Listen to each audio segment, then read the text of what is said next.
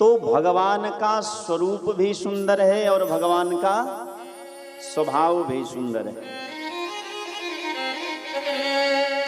जैसे भगवान के स्वभाव के बारे में श्री सुखदेव बाबा को पता चला तो दौड़ करके आए और कहने लगे कि मुझे और श्लोक सुनाइए। बोले अब मेरे पास नहीं है, आपको पिताजी के पास चलना होगा। तो श्री सुखदेव जी श्री वेदव्यास भगवान के पास आते हैं। भागवत की देखिए कितनी बड़ी महिमा है। जो सुखदेव जी अपने पिता को छोड़ करके चले गए थे, भागवत की ऐसी महिमा जगी कि बिना बुलाए ही आ गए पिताजी के पास। इतनी बड़ी महिमा है भागवत जी की। बड़े प्रसन्न हुए, पिताजी के चरणों में आके प्रणाम किया। पिताजी ने भागवत का अध्ययन कराया और समय आने पर श्री सुखदेव बाबा परीक्षित को भागवत की कथा सुनाते हैं। सौनकादि ऋषियों ने पूछा कि महाराज हमने तो सुना है कि परीक्षित को श्राप मिला, तो परीक्षित की कथा हमको सुनाइए।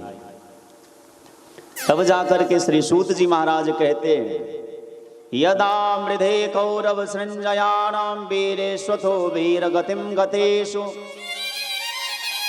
ब्रिकोदराभिगदाभिमर्श भगनोरुदंडे धृतराष्ट्रपुत्रे। जब महाभारत का युद्ध चल रहा था, एक पक्ष में कौरव हैं और दूसरे पक्ष में पांडव हैं। एक एक करके सभी कौरवों को जब पांडवों ने भगवान की सहायता से मार दिया, अंतिम दिन का युद्ध चल रहा था। भीमसेन ने अपनी गदा के चोट से दुर्योधन के जंघा को तोड़ दिया। संध्याकालीन वेला है, जितने पांडव हैं भगवान को साथ में लेकर के विजय यात्रा निकाले हैं, जुलूस निकाले हैं, क्योंकि आज पांडवों ने कौरवों को जीत लिया भगवान की सहायता से। इधर दुर्योधन छटपटा रहा था। अश्वत्थामा आते हैं और पूछा कि मित्र तुम्हारी ये दुर्दशा किसने की है? तो व्याकुल होकर के दुर्योधन ने कहा कि भीमसेन ने किया है। चाहते क्या हो? तो दुर्योधन ने कहा कि अब तो मैं मरने वाला हूं, मर रहा हूं, लेकिन मरते मरते मुझे एक बात का दुख लगा ही रहेगा कि हम 100 भाई थे, 100 में से एक भी नहीं बचे, और पांडव केवल 5 भाई थे, 5 में से एक भी नहीं मरे। बोले चाहते क्या हो, खुल करके बोलो। दुर्योधन ने कहा कि यदि तुम मेरे लिए कुछ करना चाहते हो तो बस एक काम करो कि मरते मरते मैं कम से कम एक पांडव को मरते हुए देखना चाहता हूं। बस हमारी यही अंतिम इच्छा है। अश्वत्थामा ने कहा कि ये कौन सी बड़ी बात है, हम 5 पांडव का सिर ला करके तुम्हें देते हैं। अब भगवान डर गए, क्योंकि अश्वत्थामा ब्राह्मण के पुत्र हैं और भगवान ब्राह्मण्य भक्त हैं। भगवान ब्राह्मण से जीत नहीं सकते, लड़ते ही नहीं है। भगवान ब्राह्मणों को इष्ट जैसा मानते हैं, भगवान जैसा भगवान स्वयं मानते हैं। अश्वत्थामा ने प्रतिज्ञा कर ली कि मैं 5 पांडव का सिर ला करके दूंगा। अब भगवान ने देखा कि मैंने तो प्रतिज्ञा की है कि पांडवों की रक्षा करूंगा, और एक ब्राह्मण बालक ने, अश्वत्थामा ने प्रतिज्ञा कर ली है कि 5 पांडव का सिर काट करके दूंगा। अब करना क्या चाहिए? तो 5 भाई पांडव को बोले कि सुनो, आज हम लोग इतने बड़े युद्ध को जीते हैं, चलो बाहर चलते हैं। और पांडवों को बाहर लेकर के चले गए। रात्रि का समय है, युद्ध के थके हुए पांडव के 5 बालक द्रौपदी मैया के पास सो रहे थे। अश्वत्थामा आता है, बिना सोचे समझे द्रौपदी के 5 पुत्रों का सिर काट करके ले जाकर के दुर्योधन को दे दिया। ये लो 5 पांडव के सिर। दुर्योधन तो चोट से, गदा की चोट से व्याकुल था। पांडवों के सिर को लेकर के जैसे दबाया तो एकदम चकनाचूर हो गया। बोला ना, ये पांडव का सिर नहीं हो सकता। बिजली चमकी, बिजली के प्रकाश में देखा कि ये तो पांडवों के निर्दोष बालकों का सिर है। दुर्योधन रोने लगा, हे मित्र तूने ये क्या किया? अरे मेरी दुश्मनी तो पांडवों से थी, पांडवों के बालकों से नहीं थी। तूने तो मेरे वंश में जल देने वाले को भी नहीं छोड़ा। और बेचारा दुर्योधन चिल्लाता हुआ, रोता हुआ मर गया। उधर द्रौपदी को जब पता चला कि मेरे 5 बालक मारे जा चुके हैं तो छाती पीट पीट करके रोने लगी। द्रौपदी की रोने की आवाज जैसे अर्जुन ने सुना, नजदीक आया, देखा, पता चला कि मेरे बालकों को किसी ने मारा है। अर्जुन ने प्रतिज्ञा कर ली कि जो भी मेरे पुत्र का हत्यारा होगा मैं उसे मृत्यु दंड दूंगा। अब देखिए, अर्जुन भगवान के भक्त हैं। अर्जुन ने प्रतिज्ञा कर ली कि जो मेरे पुत्र का हत्यारा होगा मैं उसे मृत्यु दंड दूंगा। और भगवान ब्राह्मण की रक्षा करने के लिए आए।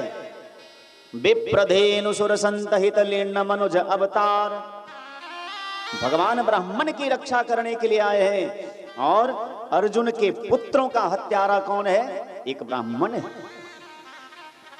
ब्रह्म फांस में बांध करके अश्वत्थामा को घसीटता हुआ अर्जुन लाया और द्रौपदी के चरणों में डाल दिया। ये लो तेरे अपराधी, तुम्हारे पुत्र का हत्यारा यही है, जो तुम चाहोगे वही दंड से दिया जाएगा। द्रौपदी भगवान की भक्त है, दया आ गई। जैसे अश्वत्थामा के इस दशा को देखा, अंदर में ममता जाग गई। भले उसके 5 बेटे मारे जा चुके हैं, लेकिन है तो एक मां। मन में विचार करने लगी, जैसे मैं एक मां हूं ऐसे इनकी भी तो एक मां है। मेरे तो 5 बालक थे, इनके तो केवल एक हैं। इनके पति तो द्रोणाचार्य पहले ही मारे जा चुके हैं। अब एक सहारा केवल बेटा है। यदि बेटा भी मर गया तो इनकी मां किसके भरोसे जिएगी? द्रौपदी के मन में करुणा आ गई और कहने लगी, मुच्यताम ऐसा ब्राह्मणो नितराम गुरु। अर्जुन को कहा कि छोड़ दीजिए इन्हें, छोड़ दीजिए, ये ब्राह्मण के पुत्र हैं और आपके तो गुरु जी के पुत्र हैं। गुरु पुत्र में और गुरु में अंतर नहीं होता। ये ब्राह्मण भी हैं और गुरु पुत्र भी हैं। और इनकी मां कैसे रहेंगी इनके बिना? इनके पिता को तो आप लोगों ने पहले ही मार दिया। केवल अश्वत्थामा ही तो मां का जिगर का टुकड़ा है। भीमसेन ने कहा कि भले अर्जुन तुम छोड़ दो, लेकिन मैं इस दुष्ट को नहीं छोड़ूंगा। युधिष्ठिर जी ने समझाया कि ब्राह्मण को नहीं मारना चाहिए। ब्राह्मण को मारने का विधान कहीं शास्त्र में नहीं है। अब तो बड़े विस्मित हो गए सभी। अर्जुन ने प्रतिज्ञा कर ली थी कि मेरे पुत्र का हत्यारा जो भी होगा मैं उसे मृत्यु दंड दूंगा। और द्रौपदी जिसकी अपराध किए हैं अश्वत्थामा ने, वो द्रौपदी कहती है कि छोड़ दो इन्हें, मुच्यताम ऐसा। अब क्या करूं? जब अर्जुन को ऐसी परिस्थिति महाभारत के युद्ध में आई थी, एक तरफ 5 भाई हैं और दूसरे तरफ कौरव के पक्ष में वो पितामह भीष्म हैं, जिनकी अंगुली पकड़ करके चलना सीखे थे। जिस द्रोणाचार्य की कृपा से अर्जुन ने धनुर्विद्या का ज्ञान प्राप्त किया था, आज गुरु और शिष्य में लड़ाई हुआ तो अर्जुन कहे ना, मैं ये लड़ाई नहीं लड़ सकता। तब भगवान ने गीता का उपदेश दिया। आज वही विषम परिस्थिति अर्जुन के सामने आ गया। अर्जुन ने प्रतिज्ञा कर ली है कि जो मेरे पुत्र का हत्यारा होगा मैं उसे मृत्यु दंड दूंगा। और ये ब्राह्मण का बालक है। भगवान से पूछा कि हे जनार्दन, हे कृष्ण, मैं क्या करूं? तो भगवान ने कहा, ब्रह्म बंधुर्न हंतव्यम आत्ताई बधारहण। ब्राह्मण को मारना नहीं चाहिए और आतताई को छोड़ना नहीं चाहिए। अब देखो भगवान ने तो और संकट में डाल दिया। ब्राह्मण को मारना नहीं चाहिए और आतताई को छोड़ना नहीं चाहिए। संयोग से ये दोनों ही है। ये ब्राह्मण का पुत्र भी है और आतताई भी है। तो अर्जुन और धर्म संकट में पड़ गए। लेकिन भैया जो सच्चा श्रोता होता है उनको कथावाचक की सभी बातों का स्मरण रहता है। 5 लोगों को मारना नहीं चाहिए। मत्तम प्रमत्तम उन्मत्तम सुप्तम बालम स्त्रियम जरम। पागल को, जिसको उन्माद चढ़ गया है उसको नहीं मारना चाहिए। जो शराबी है, जो शराब के नशे में अनाप शनाप कुछ भी बोलता है उसको मारना नहीं चाहिए। बालक को नहीं मारना चाहिए, स्त्री को नहीं मारना चाहिए, मूर्ख को नहीं मारना चाहिए और मत्तम प्रमत्तम मुनमत्तम, और जो सो रहा है उसको नहीं मारना चाहिए। ऐसे लोगों को नहीं मारना चाहिए। और आत्तताई बधारहण, जो आत्तताई है उसको छोड़ना भी नहीं चाहिए। और ब्राह्मण को मारना नहीं चाहिए। लेकिन अर्जुन को भगवान की एक बात याद आ गई। संभावितस्य चाकीर्तिर्मरणादतिरिच्यते। जो संभावित व्यक्ति हैं, जो प्रतिष्ठित व्यक्ति हैं, जिनका समाज में सम्मान है, प्रतिष्ठा है, उसको यदि सभा से धक्का मार के निकाल दिया जाता है तो उसके लिए वही मृत्युदंड है। अर्जुन भगवान की इशारा को समझ गए। अश्वत्थामा के मस्तिष्क में जो मणि थी उस मणि को निकाल लिया और धक्का मार करके निकाल दिया कि जाओ, तुम्हारे लिए यही मृत्युदंड है। एक बार मार देने से तुम मर जाते, लेकिन तुम बार बार मरोगे। अश्वत्थामा भी ब्राह्मण का पुत्र था। अपमानित होकर के प्रतिज्ञा कर लिया। कहता है कि मैं भी तुम्हारे वंश बीज को ही समूल नष्ट कर दूंगा। और अर्जुन की जो पुतोहु है, अभिमन्यु की पत्नी उत्तरा, उनके गर्भ में जो बालक पल रहा था उस गर्भ के ऊपर ब्रह्मास्त्र का प्रयोग कर दिया।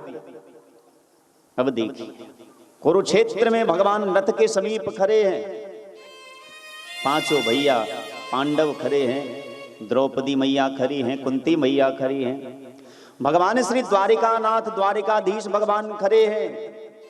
सब जाने की तैयारी में हैं। लेकिन इतने देर में दौड़ती हुई एक स्त्री आई, श्वेत वस्त्र धारण की हुई, हाथ को ऊपर उठाए हुए, पाहि पाहि महायोगेन देव देव जगतपते, नान्यम तद्भयं पश्ये यत्र मृत्युः परस्परम। पाहि पाहि, हे द्वारिकाधीश हमारी रक्षा कीजिए, हमारी रक्षा कीजिए। वो उत्तरा किसी के पास न जाकर के सीधे द्वारिकाधीश के चरणों में जाकर के गिर गई। क्योंकि उत्तरा को पता है ये दुनिया वाले हमारी रक्षा नहीं करेंगे। जब द्रौपदी की सारी को दुष्ट दुशासन खींच रहे थे तो ये 5 पांडव वहां विद्यमान थे, लेकिन इन्होंने इनकी रक्षा नहीं की। यही द्वारिकाधीश ने इनकी रक्षा की। तो सीधे उत्तरा भगवान श्री द्वारिकाधीश कृष्ण के चरणों में आकर के गिर गई। भगवान हाथ पकड़ते हैं, उठाते हैं और कहते हैं बेटी क्या हुआ? बोले मेरा गर्भ जल रहा है। भगवान ने कहा एक क्षण के लिए नेत्र बंद करो। जैसे उत्तरा नेत्र बंद करती है, भगवान अंदर हृदय में प्रवेश कर जाते हैं। गर्भ में प्रवेश करके भगवान कौमुद की गदा को घुमा करके ब्रह्मास्त्र के तेज को शांत कर दिया और बाहर खड़े होकर के भगवान उत्तरा से पूछ रहे हैं अब मन ठीक है? उत्तरा कहती हाँ अब मैं स्वस्थ हूं, अब मेरा देह जल नहीं रहा है, मैं ठीक हूं। कुंती को बड़ा आश्चर्य लगा। 1 मिनट पहले मेरी पुतोहु जल रही थी और दूसरे मिनट में ठीक हो गई, अचानक कैसे? कुंती की आंखों ने भगवान को आज पहचान लिया। चरण पकड़ करके कुंती कहती हैं, धन्य हो द्वारिकाधीश, भगवान हो तो तुम्हारे जैसे जो पग पग पर हमारी रक्षा करते आए हैं।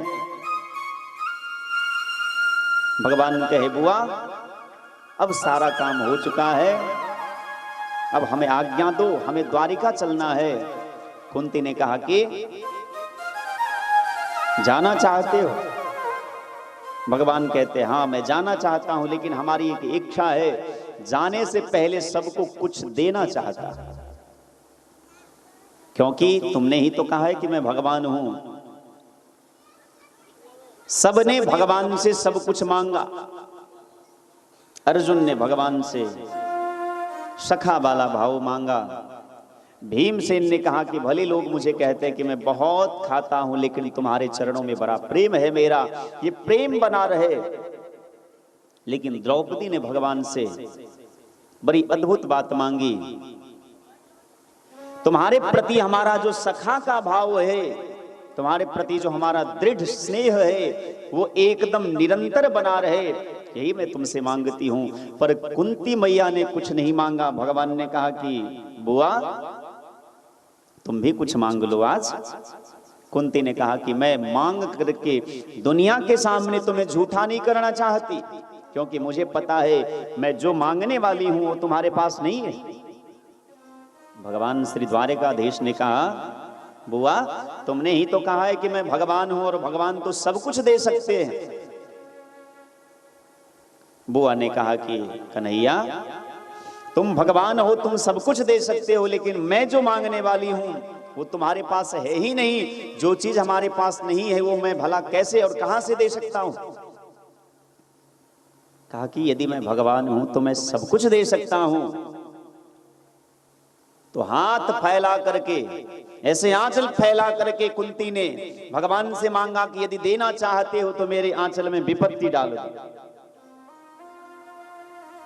मेरे जीवन में कभी विपत्ति मेरा पीछा ही ना छोड़े। जैसे कुंती ये मांगने लगी, विपदा संतु नः शश्वत तत्र तत्र जगद गुरोः भवतो दर्शनम यत्स्यात् पुनर्भव अदर्शनम। मेरी झोली में विपत्तियां डाल दो। भगवान ने मुंह पे हाथ रख दिया, बस हुआ, अब ना करो।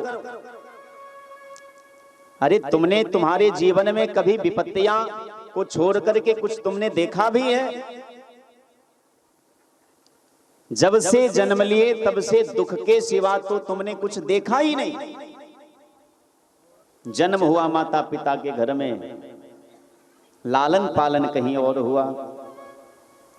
कौमारी अवस्था में ही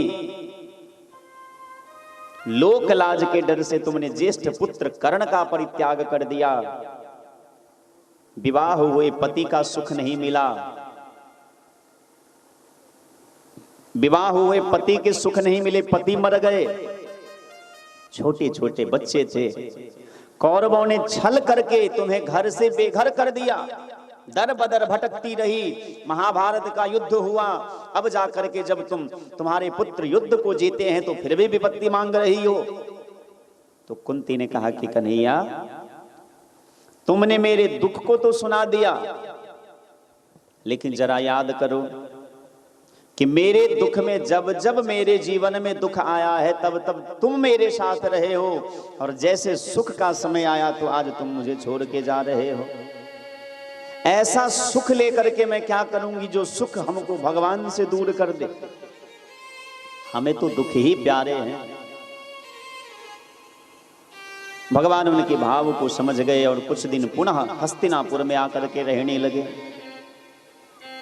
युधिष्ठिर जी महाराज हस्तिनापुर के राजा तो बन गए, लेकिन उनके मन में अभी भी शांति नहीं है, अशांत रहते हैं, हर समय एकांत कोने में जाकर के रोते रहते हैं। ये सोचते हैं कि मैंने भाई बंधुओं को मारा, गुरुजनों को मारा, चाचाओं को मारा, उनके खून को बहा करके मैंने ये हस्तिनापुर का सिंहासन प्राप्त किया है। ये दुख उनका पीछा नहीं छोड़ता। भगवान एक दिन पांचों पांडवों को लेकर के जाते हैं पितामह भीष्म के पास, जो कुरुक्षेत्र में अर्जुन के द्वारा दिया गया बाण की शैया पर सो रहे थे। पांडवों ने जाकर के पितामह भीष्म के चरणों में प्रणाम किया। श्री द्वारिकाधीश भगवान ने कहा कि पितामह, अब आपका हस्तिनापुर एकदम सुरक्षित है। युधिष्ठिर जी महाराज राजा बन चुके हैं, आप इन्हें धर्म का उपदेश करिए। तो पितामह भीष्म ने दान धर्मान राज धर्मान मोक्ष धर्मान विभागसः स्त्रित धर्मान भगवत धर्मान समास व्यास योगतः। दान का धर्म क्या है? यदि हम कमाते हैं तो उसमें से कितना दान देना चाहिए, कितना खुद के लिए खर्च करना चाहिए, कितना परिवार में खर्च करना चाहिए, सबका नियम है।